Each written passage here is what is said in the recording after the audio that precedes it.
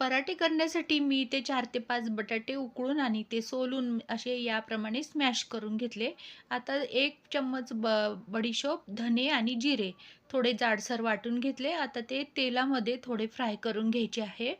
नंतर त्यात हिंग टाकायचं आहे थोडा, 1 कांदा टाकायचा आहे आणि थोडं जाडसर वाटलेलं लसूण टाकायचं आहे आणि आता हे चांगलं परतून घ्यायचं आहे. नंतर त्यात किचन किंग मसाला आणि लाल मिर्च पावडर, हळद आणि मीठ टाकून घ्यायचं आहे आणि आता ही आपल्याला भाजी करून घ्यायची आहे. आता ही भाजी गार झाली, की पीठ हे मी मळून घेतलं, तर त्याच्यामध्ये ना मी थोडा ओवा आणि जिरं टाकून आणि थोडं मीठ टाकून मळून घेतलं बरं का. आता जसं नॉर्मल आपण पीठ मळतो तसंच मळून घ्यायचं आणि याप्रमाणे पराठे लाटून घ्यायचे आहे आणि चांगले तुपावर खरपूस असे भाजून घ्यायचे आहे.